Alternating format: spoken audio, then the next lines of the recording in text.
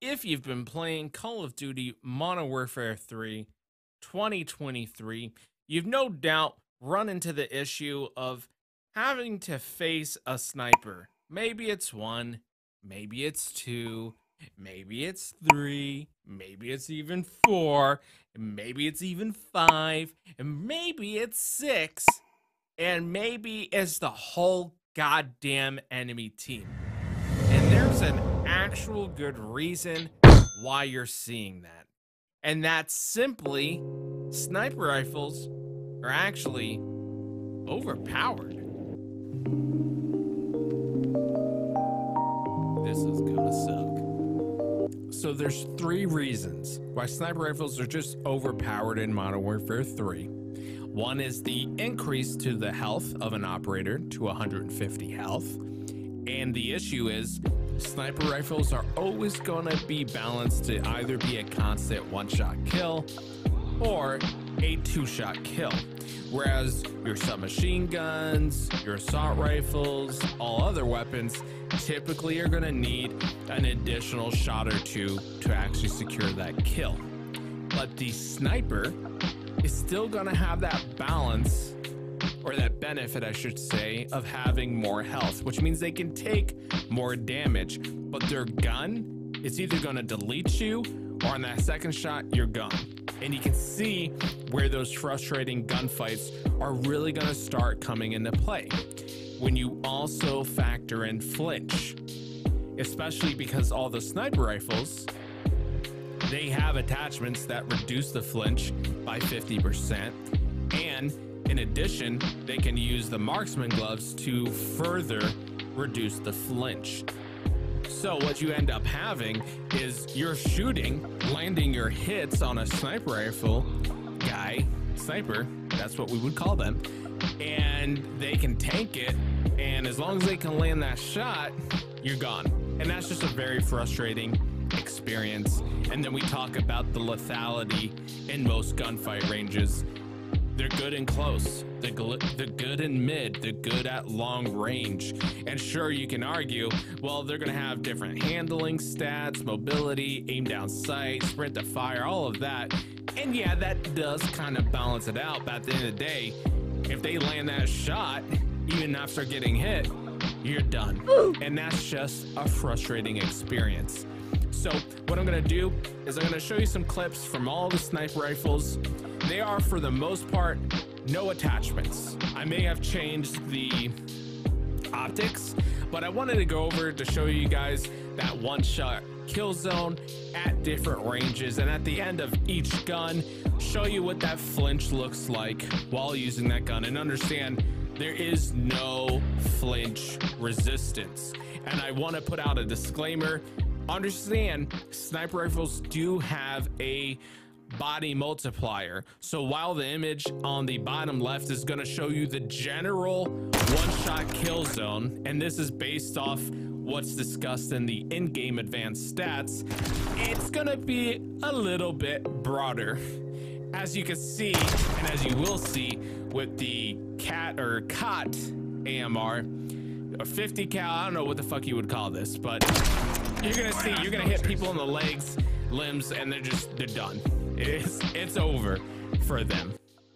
So I'm gonna put a timestamp up on the video, and I'll put chapters in this. So I'm just gonna show you what each weapon does. You can skip to where we're gonna discuss the flinch, the aim down sight speeds, and some of the different balance options we can take a look at on sniper rifles.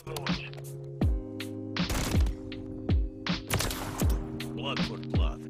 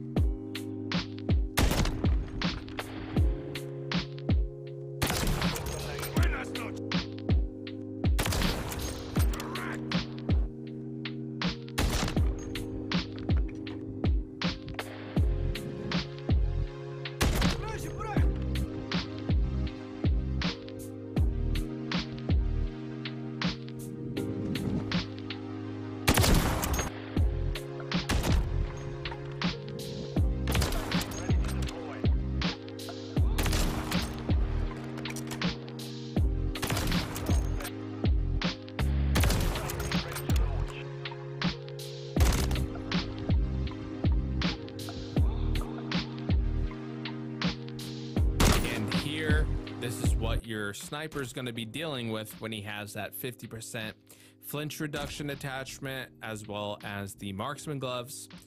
And then we talk about the ADS, or aim down sight speed. And I built two of these rifles to show what it would look like if we just maxed out as much as we could to have the fastest ADS. And you can see it's still pretty quick. You see the numbers of like 574 or 520 and think, well, you know, that's a long time. But in actuality, it really isn't that long. Now, are people going to tune their sniper rifles to just focus on the ADS stat? Probably not. You know, so not everyone's going to have the highest ADS. They could, but most of the time they're going to try to balance that. But you can see it's still pretty quick. And when you combine that with the lethality, the range of that lethality, and that the sniper has 150 health, hopefully you start seeing why this is over. So let's talk about some crazy balance options or remedies to this issue. And if you're reading this, you're probably going, no, this is stupid. I would send death threats to you. So one of the options is the inverse damage range. I don't know any game that would use this, and it is exactly as it sounds. Your sniper rifle would be weaker and close to medium range gunfights, but keep that lethality at long range, basically making it, hey, this is a sniper rifle, this is your role, you got to stay in these ranges. And this would give an option for people with submachine guns, assault rifles who do a good flank, or get in that close quarter engagement to get that kill. And again, a sniper could always go to their secondary if they want to use a pistol, or if they want to run overkill, they could. But the issue is it's not very realistic, and not like this game is realistic, but that would be an argument. And again, it forces a sniper to only be very good at one specific range with no really option to flex. But then I think about these shotguns where they're only good in really one range, right? They can't really flex out unless you want to revise the shotgun to have like a slug round to do long shot, medium range kills while losing the short range benefit, right? So this, I don't think we're ever going to see this, but it's an option. So another option that is equally not going to happen would be to make sniper rifles a kill streak or score streak. And the benefit of this is you can make it as powerful as you want, as long as it's consistent with the amount of kills a score to justify that lethality. This will never happen, ever. But this would be the only time where I think everyone could say, yeah, that's fine if this is fast aiming, fast ADS, it can get a one-shot kill if you need to get 7 or 9 kills to earn that weapon. But this just is not going to happen. It is not realistic, but it is an option, right? I'm out here trying to think of ways where we can make it better, but neither of those two are really going to happen with the inverse damage range or making the sniper rifle a kill streak. The other way of balancing is what I prefer, is just having kind of a rock, paper, scissors, more of a niche approach where every sniper rifle kind of has its own strengths, but also has its weaknesses to kind of fit what the player wants to do. So one of those is the balanced sniper rifle. So this is a sniper rifle that is pretty decent with regards to its one-shot kill. It has subpar handling, okay range, usually a limited ammo, slower reload, and average to high flinch, but typically a lot more recoil to deal with and a slightly longer time to get back to that center shot. That way you're justifying, hey, I have this power, I have this range, but at the same time, you know, I'm not going to be able to spam this, right? I have to wait for that center speed to get back on target. And we typically like this kind of gun. It's a good beginner sniper rifle. The other type of niche sniper rifle is your spammy sniper rifle. Think the Dragunov M21, the sniper rifle that you can just spam shots down range, but they typically need you to hit the head or the neck. So it's usually a 2-shot kill unless you're super accurate. And it usually has pretty good handling, so you could be a bit more aggressive. Doesn't have a lot of aim sway, but it's going to have a lot more recoil because, again, you're spamming it. It's going to have a little bit less flinch to help you out in that spamming, but it's going to have a slower reload time. You know, you can't have someone spamming 20 bullets and then having the mag back in less than a second. That really isn't balanced.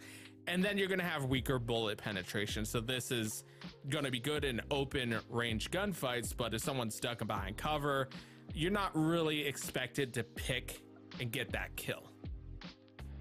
And then you got the Big Daddy, the most powerful sniper rifle in the game. This gun's typically just going to obliterate your enemies. If they get hit by this, it's over. There's no, I'm going to go duck behind cover, I'm gonna heal up. No, you're dead. And with that type of power, you gotta have cons, and that's typically gonna be a slower aim down sight speed, sprint to fire speed, very minimal ammo, so you can't just have 20 bullets and just keep spamming. Like, no, can't do that. You're gonna have heavy recoil to compensate for having that type of power. So when you do have to get a follow-up shot, you can't just quickly shoot. You do have to wait for your scope to center back on it. And then you have to deal with high flinch, which I think is fair. And then you have the sniper rifle that most people get annoyed with, your QuickScope sniper rifle. It doesn't have a huge one-shot kill region. It might be head, neck, upper chest. I mean, I guess that's kind of decent, but it's going to be very quick to aim down, very quick to aim down from a sprint. But typically you need to have a little bit more sway on it, right? To combat how strong it is, how fast it is to be able to get the sights back up to shoot someone. It's going to have decent recoil, and it should have reduced damage range. So it really should be focused in close to medium range. Still have the ability to do long range engagements, but that's not really what this gun is built for. And I know a lot of people hate quick scopers. I'm not one of them. I'm also not very good at quick scoping, but if you have the skill to do it, and I believe you should be able to, but you need to have that balance. So let's say none of that shit's gonna happen. What could we do to try to balance sniper rifles currently? Well, there's a few options, and I'm not saying every single one of these has to be applied to the game right now. These are just options. One is to reduce the flinch resistance benefit from that 50% attachment, to reduce it for the XRK and the KATT-AMR to 10 to 12% resistance. And then we have the Longbown and the KV inhibitor. I totally spelt those wrong, but I'm not gonna fix it, even though Photoshop is still open. I'm already too lazy. And we're gonna say 15 to 20% resistance. And I would look at, for the marksman gloves, to only improve the sway reduction, but I would drop off that additional flinch resistance. Again, only with regards to when they're combined with someone using a sniper rifle. The other option is to remove the ability of red dot sniping. I don't know how big of a deal this is. From what I've read, a lot of people think red dot sniping is pretty cheesy. I don't know if I disagree. This would make it so you'd have to use a scope, and typically the scopes, and the higher the zoom level, the more of a penalty you have for the aim down sight and the sprint to fire stats. The other option, and this will for sure get death threats, because this was, if I recall, introduced in, I think, Black Ops 1, where when you zoomed in, you weren't exactly on the center, right? It took a little bit before it stabilized, and people hated it. I know, because I did not like this. If I could aim down and get on target, but I am not on target. Very frustrating. But this could also be an option because in Black Ops 1, you didn't really have to worry too much in those close and medium range engagements with a sniper. If you were shooting them, you know, it was what, 50-50, they might be able to get that shot off because they're still trying to scope in. Highly controversial. I don't think it would ever come back, but it is an option. But if this were to come into play, I would definitely keep an attachment that would reduce this effect, nullify it, or maybe we even do a perk, but it has to be in a competitive tier, right? So think like fucking, you know, we got covert sneakers and they give you dead silence. I don't know. Cleats. You could wear cleats and that would do it. You know, you need to make sure it's balanced. But these are, again, just options. One guy, doesn't fucking matter. We don't know if we would ever see it, but these are my thoughts. It's already been almost 20 minutes, so I appreciate y'all watching this shit. If you liked it, you know what to do. You could always sub, or you don't have to. It's whatever. But appreciate it.